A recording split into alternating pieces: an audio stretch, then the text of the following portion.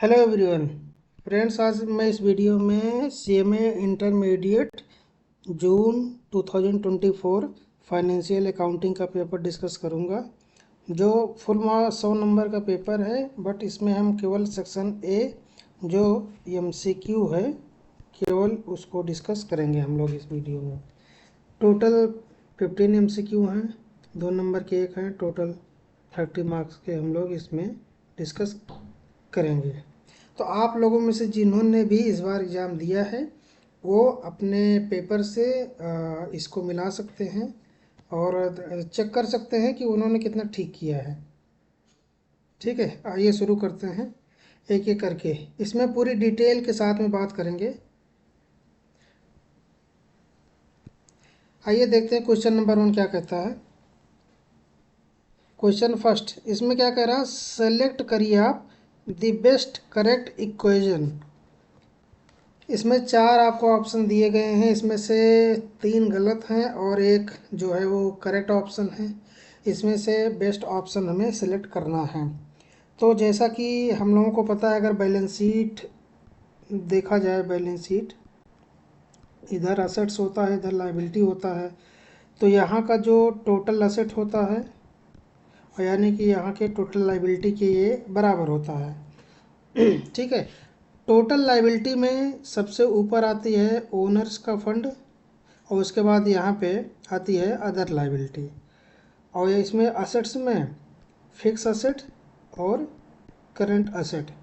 तो इसी के बेस पे पूछा गया है कि इसमें से क्वेश्चन क्या है कि ये ओनर्स इक्विटी जो है equal to assets plus liability होता है, यानी कि जो ये ओनर्स की इक्विटी है ये असेट्स प्लस लायबिलिटी है, नहीं, गलत है। दूसरा क्या है, दूसरा है owners equity plus outside liability, यानी ये दोनों लायबिलिटी साइड के पार्ट हो गए, इक्वल टू टोटल असेट्स। ठीक है, यानी कि ओनर्स इक्विटी और अदर लायबिलिटी ये दोनों इक्वल हैं किसके, टोटल असेट्स के, यानी fix asset plus current asset. तो ऑप्शन अपना जो है ये बी ऑप्शन करेक्ट ऑप्शन है। बाकी जब इसमें से एक ही करेक्ट था तो ये ऑप्शन भी गलत हो जाएगा और ये ऑप्शन भी गलत हो जाएगा। ठीक है, तो क्वेश्चन 1 का जो करेक्ट ऑप्शन है वो करेक्ट ऑप्शन है बी। दूसरा क्वेश्चन देखते हैं। Cash in hand, cash in hand account जो है में हैव, इसमें कह रहे हैं कैश इन हैंड अकाउंट में कौन सा बैलेंस हो सकता है, debit balance, credit balance, debit और क्रेडिट बैलेंस, या इनमें से सभी। तो इसमें कैश इन हैंड जो हमारा होता है वो करंट असेट्स के अंदर में आता है, कैश इन हैंड। ठीक है, करंट असेट के अंदर में आता है। और ये कैश इन हैंड जो होता है इसका केवल डेबिट बैलेंस हो सकता है, क्योंकि इधर जो होता है वो डेबिट होता है, इधर जो होता है लाइबिलिटीज का बैलेंस क्रेडिट होता है। तो कैश इन हैंड जो होता है, कैश इन हैंड का डेबिट बैलेंस इसलिए क्रेडिट इसलिए भी नहीं हो सकता क्योंकि कैश या तो हमारे पास होता है बिजनेस में या तो फिर नहीं होता है। कैश का क्रेडिट बैलेंस नहीं हो सकता, बैंक का हो सकता है, बैंक का डेबिट बैलेंस भी हो सकता है, क्रेडिट बैलेंस भी हो सकता है। ठीक है, बढ़ते हैं नेक्स्ट क्वेश्चन की तरफ। ये सबसे आसान क्वेश्चन है, question number 3। Fundamental accounting assumption को ये क्लास 11 और 12th में भी था और फाउंडेशन में भी है। बहुत ही बेसिक क्वेश्चन है। फंडामेंटल अकाउंटिंग एजम्पशन जो 3 होते हैं और सबको याद भी रहते हैं, going concern, consistency and accrual. तो इसका जो फर्स्ट ऑप्शन है going concern, consistency and accrual, यही करेक्ट ऑप्शन है।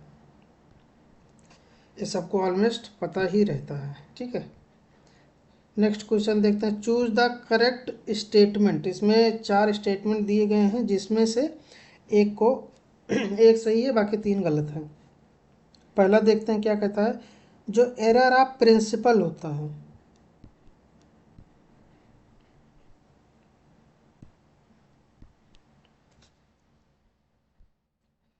ठीक है, error of principle do not affect agreement of trial balance.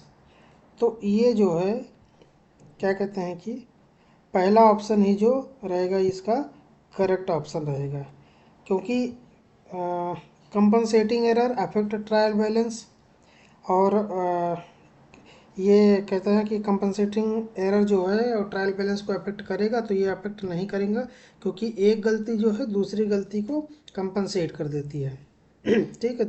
और तीसरा क्या कह रहा है कि one side error does not affect trial balance, ये भी गलत है, क्योंकि ये अफेक्ट करता है। एरर ऑफ कास्टिंग मतलब टोटल की जो गलती होती है, एरर ऑफ प्रिंसिपल होती है, नहीं। यानी कि बी सी डी ये तीनों गलत हैं। इसमें जो फर्स्ट वाला ऑप्शन है ये सही ऑप्शन है। कोई फर्स्ट पेज पे 4 क्वेश्चन दिए गए थे, चारों का आंसर हमने देख लिया। पढ़ते हैं अगले पेज पे और क्वेश्चन नंबर 5 देखते हैं क्या कहता है। एक कैलकुलेटिव क्वेश्चन है, इसमें कैलकुलेट करना है क्या, सेल्स। सेल्स को कैलकुलेट करना है फ्रॉम द फॉलोइंग डिटेल्स। ठीक है। हमको क्या क्या दिया गया, ओपनिंग स्टॉक दिया गया 4000 का, कॉस्ट ऑफ COGS 30,000 का, closing stock 2000, direct expenses 5000, gross profit 1500। PL अगर PL अकाउंट देखा जाए तो यहाँ पे होता है बाई सेल्स, उसके बाद यहाँ पे बाई क्लोजिंग स्टॉक, यहाँ पे होता है टू ओपनिंग स्टॉक, फिर यहाँ पे to purchases, to direct expenses, उसके बाद यहाँ पे आता है टू ग्रॉस प्रॉफिट, जो भी होता है ये होता है PL अकाउंट। ठीक है। तो इसको अगर हमें COGS निकालना होता है तो हम opening stock plus purchases plus direct expenses minus closing stock करके निकाल लेते हैं। क्लोजिंग स्टॉक हमको पहले से ही दिया हुआ है 30,000 का। तो अभी सेल्स निकालने के लिए हम क्या करेंगे, सिंपली जो गुड्स की कॉस्ट है, cost of goods sold 30,000, plus इसमें हमारे पास ग्रॉस प्रॉफिट भी दिया गया है 1500 का। ग्रॉस प्रॉफिट सीधा सीधा हम ऐड कर देंगे 1500 का, तो टोटल जो सेल्स होगा हमारा वो निकल के आएगा 31,500। तो इसमें देखते हैं चारों ऑप्शन में से ऑप्शन बी 31,500, ये ऑप्शन नंबर बी ये करेक्ट ऑप्शन रहेगा। ठीक है। चलिए बढ़ते हैं अगले क्वेश्चन की तरफ। क्वेश्चन 6 क्या कहता है, mister P issued cheque worth 15,000 in March 2024, out of which ₹10,000 only और presented for payment by 31 March. ठीक है। 15,000 का चेक इशू किया, जिसमें से केवल 10,000 के चेक प्रेजेंट किए गए 31 मार्च तक। While reconciling bank and cash book balance as on 31 March 2024, how much would be added to balance as per cash book to arrive the balance as per passbook. तो 15 में से 10 तो present कर दिया गया है, जो रिमेनिंग पोर्शन है 5,000 का वही केवल यहाँ पे ऐड किया जाएगा। तो इसमें ऑप्शन नंबर सी यानी कि सी करेक्ट ऑप्शन रहेगा। ठीक है। नेक्स्ट क्वेश्चन की तरफ बढ़ते हैं, ये भी एक प्रैक्टिकल क्वेश्चन है। Question number 7, A second hand car purchased for ₹2 lakh excluding initial repairing cost of ₹50,000 is sold for 1 lakh after 2 year। ठीक है। कार खरीदी गई सेकंड हैंड 2 लाख में, जिसमें रिपेयरिंग कॉस्ट नहीं शामिल है, यानी 50,000 रुपया ये उसमें शामिल होना चाहिए, ओरिजिनल जो कॉस्ट होगी। उसके बाद 2 साल यूज करने के बाद इसको 1 लाख रुपए में बेचा गया। ठीक है। उसके बाद कह रहा है अगर अगर डिप्रिसिएशन चार्ज किया जाए at the rate of 20% on WDV, तो प्रॉफिट या फिर loss on sale of car is कितना होगा। ठीक है। तो इसमें हमने कैलकुलेशन यहाँ पे लिखा हुआ साइड में। ओरिजिनल कॉस्ट जो होगी कार की वो 2 लाख रुपए तो रहेगी ही, प्लस 50,000 रिपेयरिंग कॉस्ट को भी ऐड करके ये 2.5 लाख की हो जाएगी। फर्स्ट ईयर का डिप्रिसिएशन इस पर लगाएंगे 2.5 लाख का 20% तो 50,000 रुपये। फर्स्ट ईयर के एंड में अपनी कॉस्ट आ जाएगी 2 लाख की। सेकेंड ईयर का डिप्रिसिएशन लगाएंगे 2 लाख पे क्योंकि WDV मेथड है, 2 लाख पे 20% यानी 40,000। तो दूसरे साल के अंत में अपनी जो कार की कॉस्ट बचेगी वो बचेगी 1,60,000। अब 1,60,000 की चीज़ को बेचा कितने में, 1 लाख में, तो अपने पास 60,000 का लॉस हो जाएगा। ठीक है, तो इसमें जो करेक्ट ऑप्शन रहेगा वो रहेगा लॉस ऑफ ₹60,000, यानी कि ऑप्शन नंबर सी जो रहेगा ये करेक्ट ऑप्शन रहेगा। चलिए बढ़ते हैं अगले क्वेश्चन की तरफ। क्वेश्चन 8,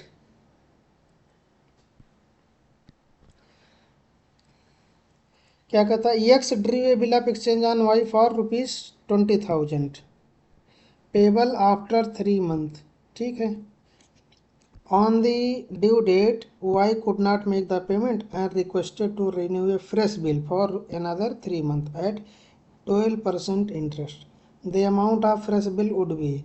अब देखिए इसमें क्या है कि एक एजम्पशन हमको लेना पड़ेगा कि अगर जो इंटरेस्ट जो 12% का है, अगर ये पर एनम होगा तो इसका आंसर कुछ अलग होगा, अगर ये पर एनम होगा तो इसका आंसर दूसरा होगा। अगर ये 12% का जो इंटरेस्ट है अगर ये केवल 3 महीने के लिए है तो इसका आंसर अलग होगा। इसमें अगर हमने एजम्पशन लिया है कि जो, क्योंकि आगे पर एनम नहीं लिखा है, तो इंटरेस्ट जो है 12% इज़ फॉर 3 मंथ, ये 3 महीने के लिए ही है।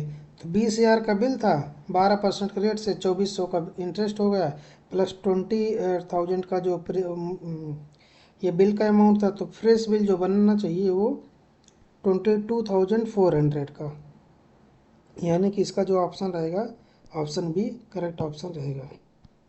अगर इसको पर एनम के हिसाब से चार्ज करेंगे तो ऑप्शन ए, इसमें ये 20,600 आएगा। ठीक है, बढ़ते हैं अगले क्वेश्चन की तरफ। Question number 9, choose the odd one, मतलब इन चारों में से एक ऐसा है जो ओड है। ठीक है, तो प्रीमियम मेथड ठीक है, रिवैल्यूएशन मेथड ये भी ठीक है, विदाउट रेजिंग गुडविल अकाउंट ये भी ठीक है, but revaluation of unrecorded asset, कोई भी ऐसी असेट जो रिकॉर्ड ही नहीं हुई है उसका रिवैल्यूएशन करना, ये थोड़ा सा ऑड लग रहा है, तो इसलिए इसका जो ऑप्शन होगा वो डी करेक्ट ऑप्शन रहेगा। ठीक है, बढ़ते हैं चलिए नेक्स्ट पेज पे और देखते हैं। एक थ्योरेटिकल लीज का क्वेश्चन आ गया कि operating lease is a revocable contract. Operating lease क्या होता है कि एक कोई भी आपने असेट खरीद लिया है और आप उसका पर मंथ रेंट पे करते जाएंगे और आखिरी रेंट का पेमेंट जब हो जाएगा तो वो असेट आपकी हो जाएगी। तो ये ड्यूरिंग द जो लाइफ ऑफ द असेट होता है, कभी भी उस कॉन्ट्रैक्ट को आप रिवोक कर सकते हैं। ठीक है, तो क्वेश्चन नंबर 10 भी हमारा कंप्लीट हो गया, इसका रहेगा ऑप्शन ए करेक्ट ऑप्शन। बढ़ते हैं क्वेश्चन नंबर 11 की तरफ। क्या कहता है question number 11, state which of the following statement is false. ये ध्यान देने वाली बात है, कहीं ट्रू लिखा रहता है कहीं पे फॉल्स, इसमें गलती हो जाती है।